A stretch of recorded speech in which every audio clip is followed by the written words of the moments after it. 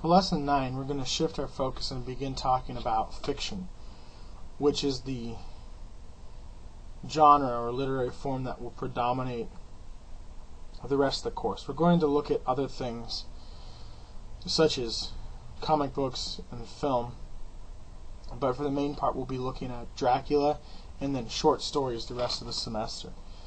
But fiction is the most predominant and popular literary genre today, and so that's why we're spending so much time on it these last 7 lessons. As I mentioned in this semester, fiction came about much later on than poetry and drama. Poetry and drama date all the way back. Poetry dates all the way back to the very first literary text we know of in existence, the epic Gilgamesh from ancient Mesopotamia. And drama followed not long thereafter. I also mentioned before that this was because until the last few hundred years, most populations, or the majority of the population in most parts of the world, was illiterate and couldn't read. So poetry was originally spoken most often, and obviously drama was performed. The next lesson will go into this a bit more, but the main difference was that in the mid-19th century, roughly around the 1850s, at least in the U.S. and Britain, as well as other parts of the world, the majority of the population slowly started to be able to read, beginning with education reforms both in Britain and the U.S. And once more people could read, what they wanted to read was fiction rather than poetry or drama, because it was typically the middle classes and the working classes that couldn't read before, and they wanted something more grounded, more down to earth than the lofty language of poetry at the time. So fiction and novels became very popular. In the next lesson, we'll talk more about the rise of the English novel. But as we start into Dracula and start looking at fiction and how we analyze fiction as a literary form, I wanted to give you some background and kind of update you chronologically where we're at with the class. Once we started moving chronologically, we looked at very old myths as one of the first forms of poetry, and from there we moved to more recent, relatively speaking, more recent stuff with Beowulf and then the Renaissance. And so now we're going all the way up to the 19th century, the Victorian period, and actually toward the end of the 19th century is when Dracula is published. So we've talked about the different ways to approach different types of literary texts, and in 2 lessons we'll look at critical theory, which will give us a wide array of different ways to analyze texts. But every literary genre or literary form has kind of basic principles, basic things you look for. With poetry, it was looking at images, seeing how they function in the poem.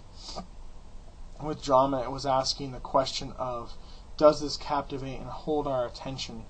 If so, how? For fiction, we look at the different elements of the text and the narrative structure. You can certainly look at narrative structure and drama in certain poems, but fiction almost always has a narrative structure, and if for some reason it doesn't, then the author's doing something very specific there. There are a few different types of texts that fall into the fiction's a very broad category. So most often you think of novels and short stories are the 2 types. There's also the novella, which is a text that's longer than a short story but shorter than a novel. You don't see it too often. The best examples of novellas are some of the Sherlock Holmes stories. Sherlock Holmes, is one of the most popular characters from literature, and Conan Doyle was writing the Sherlock Holmes stories around the same time Stoker was writing Dracula, and he wrote a number of collections of short stories, I think about 6, but he also wrote 4 novellas. So things like The Sign of Four and A Study in Scarlet and The Hound of the Baskervilles, those are a little bit longer than the other Sherlock Holmes stories, but Conan Doyle didn't write any novels. So if you've read any of those are a good example. But like I said, mostly you get either novels or short stories. And today, as you can obviously tell, the novel is by far the most popular form of literature. People, when they're waiting in line to get on an airplane in an airport, they don't buy collections of poetry or plays typically, or even collections of short stories very often. It's most often the novel. So the next lesson will go into some specifics, things to look for when analyzing novels. This lesson we're going to look at fiction more generally speaking. So paying attention to plot structure is the first thing to look for. There's almost some kind of structure. Again, even the most postmodern, most rebellious text in terms of form has some kind of loose plot. And if it really doesn't, like a few postmodern examples, and the lack of it tells us something as well, like I said earlier. So what are the basic components of plot structure? You start with exposition, which is where the author sets everything up. Sometimes the story will start in media res, or in the middle, or lack exposition. And you see that more often in more kind of unorthodox, kind of postmodern texts. But usually there'll be some background you're given to set everything up. Sometimes that'll be introduced slowly. There are different techniques of introducing it, but looking at how you're given the information, the basic information to start the story, is one way in. Rising action. So once you have that background established, something happens. In the last lesson with Sleepy Hollow, we talked about protagonist and antagonist. Usually in the exposition, it sets up who the protagonist is and why you should care about this character, and then from there goes into a conflict. Whatever the protagonist's goal is, that there's some difficulty in achieving that goal. That difficulty usually stems from the antagonist, and that difficulty usually first emerges in the rising action. Eventually the rising action builds to a climax, some kind of conflict that is the big event that for the most part resolves the conflict that's hindering the path of the protagonist. Falling action is usually kind of the fallout after that. There's usually some things that happen after the climax that kind of slowly show how things are taking shape once that climax has happened. And then resolution is where all that tension and conflict is resolved and you have the ending. So granted, this is a very traditional narrative structure, and there are certainly other narrative structures that question and challenge this, but again, we're looking at kind of the most basic here. So taking a text, a short story or a novel or a novella, and looking at these elements. Are they present? If so, in what ways? If they're not, how is the story different from this traditional form? By asking those questions at the beginning of your analysis, you can start to formulate deeper thoughts about the text. So types of narratives. I believe it was Shakespeare that said there are only really 3 or 4 types of narratives. And you can think of the basic kind of motivations always lead or drive the action of narratives. Love, revenge, money, time, age. These are the kind of things that people become concerned about and are motives for the characters, the most kind of universal themes. So those give us different types of narratives. The hero rescuing the damsel in distress or thwarting the villain's plot is probably the most basic, simple form of narrative. So looking at the narrative structure, looking at the type of the narrative it is, asking questions such as what are the characters' goals and motivations, what gets in the way of those, how is that conflict resolved. This can tell us a lot about the story, how it's structured and put together, and from that perhaps what message the author's trying to convey. Again, thinking about does a work follow or challenge this traditional structure. Relationships between characters are important. So your Purdue-Owl reading has a chart that shows all the connections between the different characters in Dracula, and we're going to look at those characters in just a minute. But relationships are very important. One thing authors will typically do is give you a big group of characters at the beginning of a novel. Unlike a film, a novel has so much time to develop the characters and develop the plot that the author will typically give you a lot of characters in somewhat of a web to untangle as the conflict unfolds and the narrative pushes forward. So keeping those relationships together. Who's married to whom? Who's related to whom? Brother, sister, cousin, aunt, uncle, etc. Is someone a teacher, someone a student? Do they work together? Keeping those relationships straight can help us understand, the web that is the map of characters in a novel. And Dracula has a big group of characters, but it's also easy to keep those relationships very straightforward. It's easy to keep them straight. So that's part of why I chose it. It's an easy text to kind of map out these different basic principles of fictional narrative analysis, and at the same time a very deep text with plenty to get from it, even though some of the basics are kind of straightforward. Also look, just like in a poem or a play, look for reoccurring phrases or images or themes. Also characters that play a really small role. Sometimes a character will have a very small role but will show up at certain times, and it's kind of known that character, you can expect after a while for the character to show up when a certain type of event is happening. So if the author is re-emphasizing something over and over again, it keeps showing up, it's probably important. And going back through the text and looking at the different times that happens can help give us an idea of themes or messages the author may be trying to convey. For instance, Stoker uses blood a lot, beyond just the sucking of blood, and Dracula. And so why does this come up so much? What is he doing with blood is one example. But right now, if you think for a minute, you can think of plenty of examples from any of the novels or stories you've read.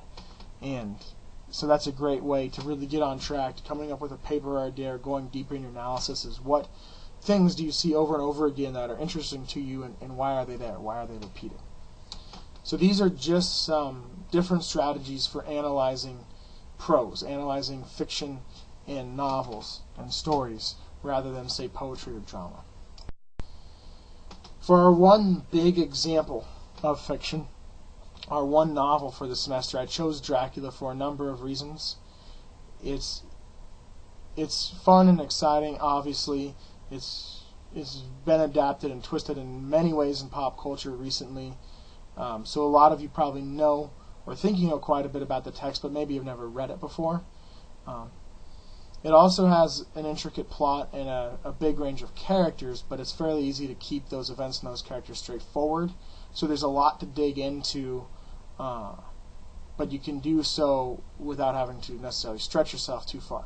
Also, we'll talk about in 2 lessons when we get to critical theory, Dracula is a text where you can study it with almost any critical theory in mind, because Stoker covers such a wide range of topics. He lived from 1847 to 1912. Dracula was published in 1897. And he was Irish, which obviously isn't quite the same as British, but Dracula is typically included in the British canon. And as I said before, it was more of a popular text when it came out and wasn't necessarily studied by scholars a ton right away. But in the 1980s and 1990s, as new forms of critical theory emerged, people started to go back and look at Dracula, and now it's basically considered part of the canon, although it's certainly not high canon in relation to, say, like Shakespeare. I mentioned Dracula has this wide variety of characters, and I've asked you to look at one of these characters and what they possibly represent in regards to national narratives and national ideologies, which is a similar type of question I've asked you throughout the semester for your Blackboard post. The map on the Purdue Owl reading gives you a good idea of all the relationships of different characters. I'd like to add to that discussion with this slide, though, because one of the things I find most interesting about the cast of characters in Dracula is that they all have slightly different backgrounds and come from slightly different parts of society. There's no two characters that are really the same in terms of their social status, their personality, their occupation. So we get a wider variety of characters, for them being almost all British characters except for Van Helsing and Dracula. We get a wider variety of characters in the text than most texts, and I think that makes for really interesting analysis. So some of the nuances of how these characters are different might not be clear to you from reading the novel or reading the Purdue Owl text. So I wanted to go through that background. The story begins with Jonathan Harker, who's, I guess you could say, the protagonist, although with this wide range of characters. This is the way Stoker might challenge traditional narrative structure. Is, I think there are other characters you could say serve as the protagonist too. But the story begins with his journal from his point of view, and comes back around to it at the end. So he's a solicitor. Some of you might not be familiar with that term, but in Victorian England when this was written, it's essentially someone who does legal type of work without necessarily being a full-blown lawyer.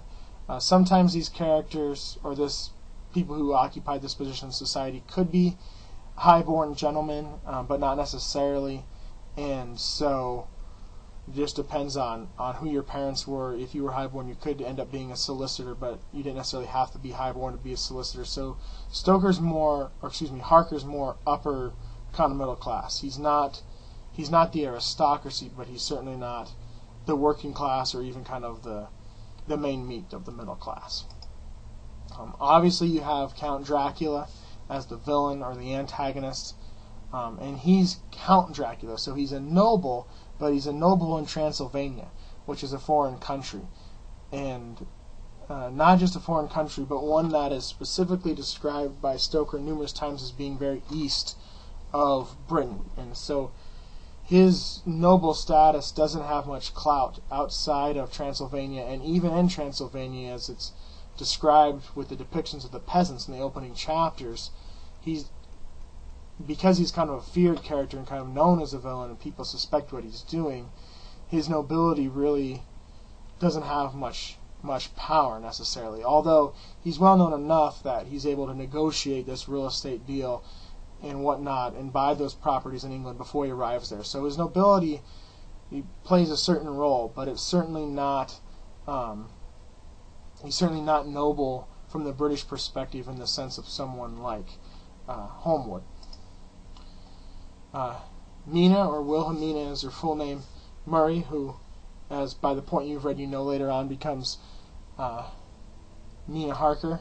She's a school teacher, so she's also middle class. In terms of the range of the middle class, she'd be a little bit lower on the spectrum than Harker, but it'd also be perfectly normal for him to marry her. And then, of course, you have Abraham von Helsing, who, like Dracula, is a character who's been adapted and portrayed in numerous different ways in different forms of media, which is something we'll talk about more in the next lesson. He's a Dutch doctor and professor. If you look closely when you're reading, you'll see he has the initials MD and I think also PhD after his name. So he's a medical doctor like Seward, but he also is a professor. He hasn't just studied medicine; he's studied all kinds of things. And so he's certainly not the upper class, but he's certainly well respected, and he's certainly a more acceptable foreigner than Dracula, because he doesn't have the same kind of cloud of mystery surrounding him. But he is mysterious in some ways, just not necessarily in villainous ways, because he's kind of a jack of all trades. He's basically a vampire hunter, and he can't quite come out and say that because of, vampires are these supernatural figures, which we'll talk about on the next slide. So he knows all these different things, he can do all these different things, and that's why he's such a help. So he fits in his very kind of own sect of society that's, again, kind of outside the mainstream, but not in the same way as Dracula, because Dracula's a villain. Arthur Holmwood, who later receives the title Lord Godalming, he represents the upper class here. He's the aristocracy or the nobility. That's why once, at a certain point in the text, he ascends to the title of Lord Godalming. This was not uncommon. You think of some famous poets, like the poet Byron. We read a poem, Darkness, by him a few lessons ago. Everyone calls him Byron, but his real name was George Gordon, because when he ascended to the nobility, he received the title of Lord Byron. Or Alfred, I don't even know his last name, I think his last name is Tennyson, but he receives the title Lord Tennyson. We just call him Tennyson, Victorian poet. So, once he receives that title, people would probably just call him Godalming, because that's the noble title he receives. So he represents he's the upper class, real aristocracy here. So is Lucy, his fiancée. That's why it would make sense that they'd be married. So together, they both, represent the upper class, the male and female perspectives in it. Seward is a British doctor. So again, a high up, a working professional, but a very high up one, but not quite the same. doctors are kind of at the top of society in the U.S. because of the clout and the income that goes with their profession and the education behind it. In Britain at this time, obviously important figures, especially an urban doctor, not a country doctor, like Seward, is pretty high up, but it's not the same as when you're born into nobility, like Homewood and Lucy. So we have our other foreign kind of outsider in addition to Van Helsing and Dracula with Quincy Morris, who's an American cowboy. And Quincy's an interesting character, especially you'll see as you finish the text, because he's certainly, welcome, but there's always seems to be this tension in British texts with American characters. I think it still dates even over 100 years later or 200 years later in recent texts I've read from the Revolutionary War, where American characters are, he's certainly not an outsider or a villain like Dracula. He's a heroic character, and he certainly doesn't have the same kind of mystery surrounding him as Van Helsing, but he's never really fully accepted into this circle, but he's never really, quite on the same level as the British characters. And it's interesting how Stoker kind of plays with that like I said, later in the text. Renfield's this other character who's very interesting because he has this dual persona to his character, because he's a gentleman. He's from the upper class too, but because of the things that happen to him, the way Dracula torments him, he basically goes insane. So you kind of see the very top and the very low of society, the very bottom of society with him, and he switches back and forth between the two as he's tormented and as he goes insane. So he's a very interesting character in that sense. One of those kind of minor characters, like we talked about on the last slide, who is a minor character but shows up enough that you can do really interesting things with them and studying them and writing papers on them. Of course, there's the female vampires, or weird sisters. So this is obviously an allusion to Macbeth, which we just read. And there's a lot, again, you can talk about with these very, very minor characters, and we'll get into that more in the next lesson too. But the fact that they're females and also vampires is an interesting part of it. And finally, Lucy's mother plays a very small role. So that pretty much covers the wide variety of characters. So again, for the Blackboard post, I'd like you to pick one of these characters, focus in on them and what they represent with regard to, national concerns at the time. So let's talk about some of the themes and symbols in Dracula. East versus West is a very big theme. We'll talk about this theme more generally in literature when we get to lesson 12 and talk about the other. But if you look back to the first few chapters, as Harker is traveling to meet Dracula for the first time, he continually says he's still in Europe, he's just in Romania, but the further he gets, he keeps saying he's going further into the east. So like I said, we'll talk about this more later, but in British literature at this time, everything east of England, the further you got, the more other, the more different, the more foreign, the more alien it was treated. And so, even though Harker's not going that far, because Stoker uses the word east so much to describe it, it's meant to be very alien and very different from Englishness. And so this is set up as a dichotomy, right? The heroes of the story are pretty much all Western heroes, and the villain is this Eastern character. So this binary comes up a lot in the story. And right along with that is the theme of invasion, right? Because just the beginning and just the end of the novel take place in Transylvania, and the majority of it takes place in England, most of it in London. So you have Dracula, the foreigner, the Easterner, coming to England, and with his fangs, penetrating into this very Western space. And so certainly one fear you could think of here when you're doing your post would be the idea of invasion as a fear. And I've just barely touched on it here. There are way more ways, way more things you can dig into if you write on that with Dracula and how he represents that. Also, Britain at this time had a huge empire, and almost all the colonies were east of Britain. And so certainly the idea with Dracula invading here of the colonized or the colonies rising up and revolting is another fear that could come into play here with the theme of invasion.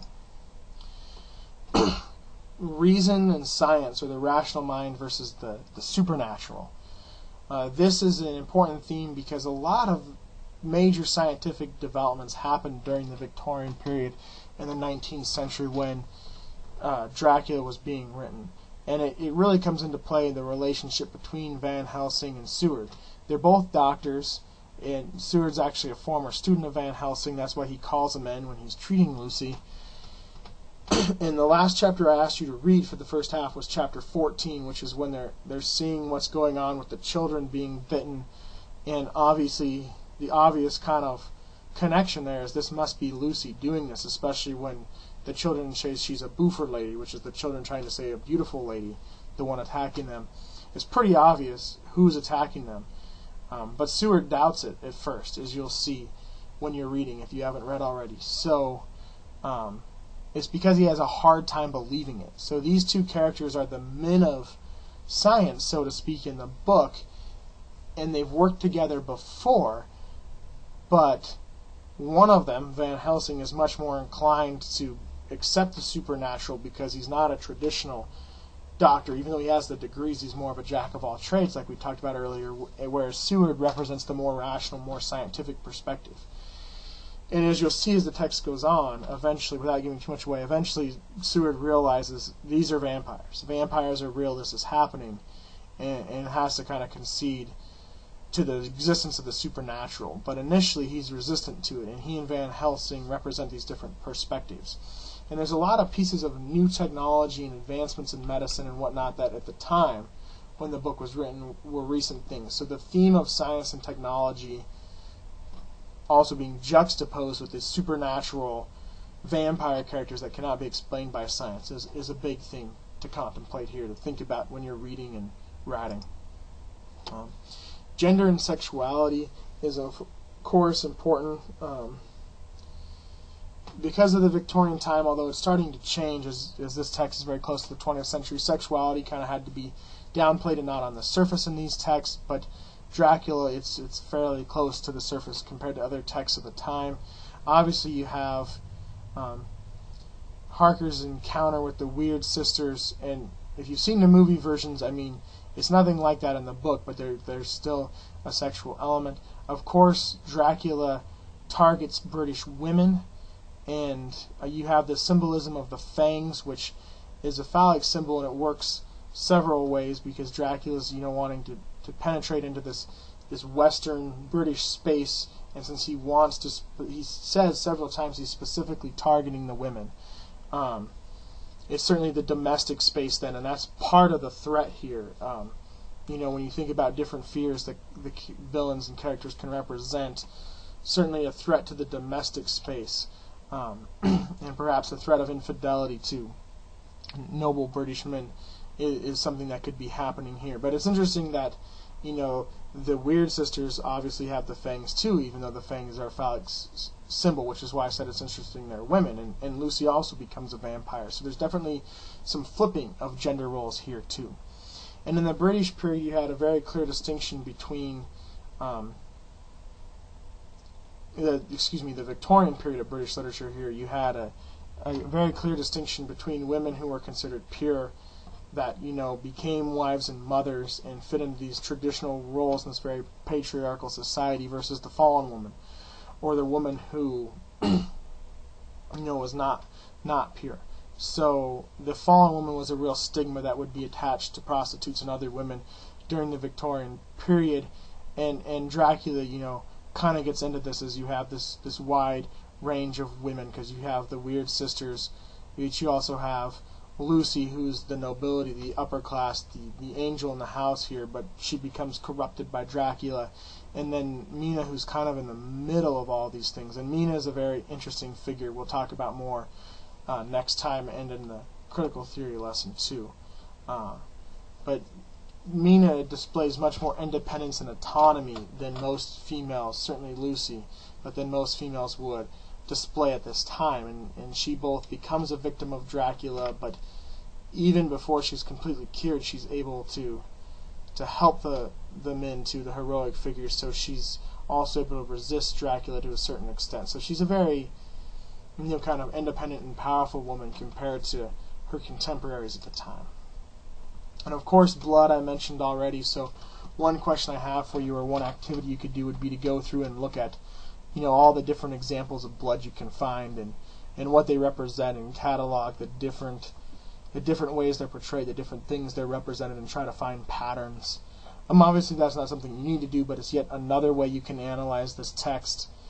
What I'm trying to give you, again, I'm not necessarily giving you my interpretation of the text here, because I want to see your interpretations on Blackboard and in your papers if you choose to write on Dracula. Because remember, since we're reading Dracula at the end of Unit 2 and looking at critical essays on Dracula at the start of Unit 3, and it's also our one really big novel for the semester, you can write on it for the second or the third paper. So if you choose to write on it or on your Blackboard post, since there's 2 to 3 posts on it, what I'm giving you is ways into analyzing the text, looking at these characters, their roles in society, their relationships, looking at these themes. So blood is just another way, going through cataloging the different representations of blood, what it represents each time, how it's used, and finding patterns there is yet another thing you can do on the long list of ways into analyzing this text.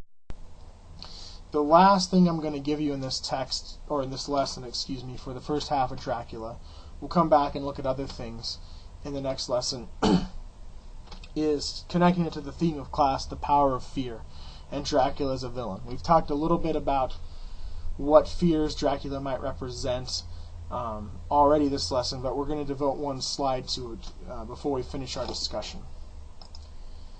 So the theme for the class is looking at the villains or other terrifying things in a text and seeing what those monsters, those villains, those terrifying elements could represent. Certainly Dracula is one of the biggest, baddest villains of all time. But real quickly, think about what else is terrifying in the novel. Certainly you have Lucy victimizing children, which to me, the first time I read this, not knowing about this part, it was one of the most horrifying parts of it I read. And so we've talked about, threats to British identity, threats of invasion, threats of the colonies rising up, threats to, marriage in the domestic space. So certainly the threat to children here is yet a new one we haven't talked about. And it's very interesting that it's the upper class, kind of angel in the house, pure woman who falls, who's corrupted by the villain Dracula. So traditional Englishness being corrupted is yet another fear, but also the individual who's the most noble and most pure to begin with that gets corrupted is the corrupted one who ends up attacking the children. I mean, that's a very interesting idea worth exploring if you want to focus on Lucy in your post. Certainly the Weird Sisters are terrifying in their own way, and there's numerous other Renfield, there's numerous other terrifying things in this text beyond Dracula. So taking a minute to think about those can give you something else to write on if you don't want to write about Dracula himself in the post. Of course, we do need to talk about Dracula, though, since our theme for this semester is the power of fear, and like I said, he's one of the biggest, baddest villains in literature that's been adapted into numerous other texts and numerous other forms of media. So what do you think of Dracula as a villain? Does he live up to the hype?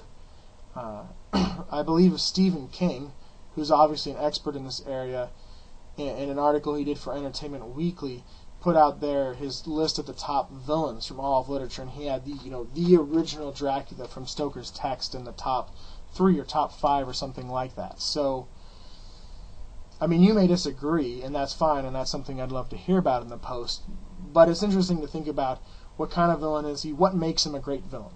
Why has he been taken and represented in all these different forms of media so many times, so many different ways? What is that initial appeal in this, first portrayal of him?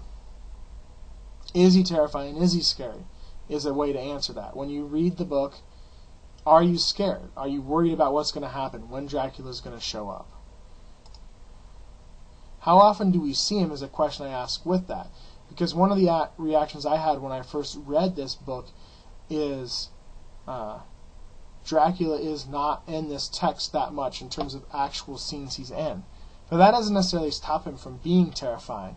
And perhaps the idea that we don't see him as much as the other characters is one way in which he's terrifying.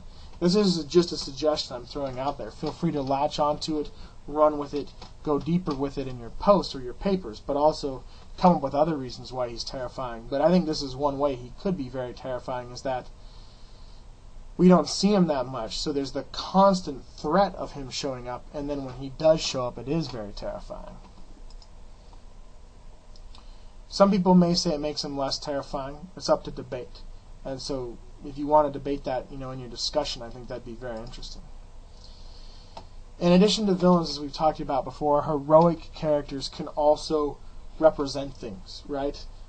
Achilles in the Iliad represents how the Greeks were supposed to follow the will of the gods when he eventually decides to enter the Trojan War, re-enter it. And Rama and the Ramayana represents, how one is supposed to follow Dharma and do their duty.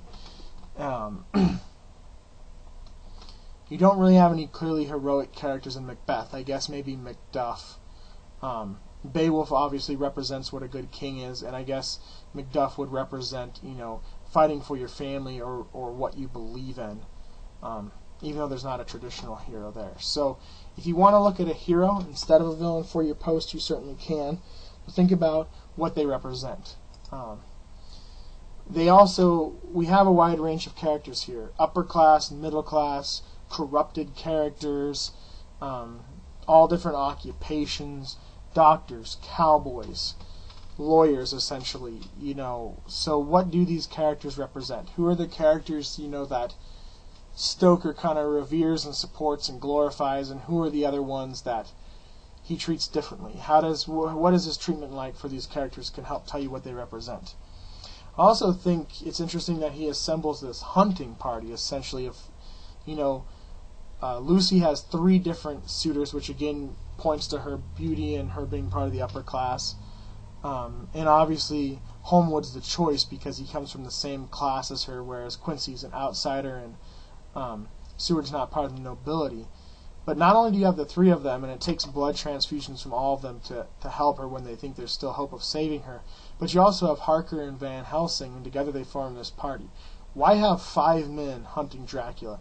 Why not just have, one hero? Why not just pit Harker or a younger version of Van Helsing against Dracula, which is what happens in some of the other adaptations that stray far from the book. So why have these 5 characters, these 3 suitors plus 2 more? I think that's an interesting question I don't quite have the answer to, but could be something that comes up when you're writing about a character and what they represent in your post. So again, different levels of social class, with middle class, upper class, different parts of the middle class, different occupations, different nationalities with, you have the Dutch, you have Transylvania, and then you have America. And then Stoker himself, the author, is Irish, so that's yet another thing thrown in there in terms of different nationalities.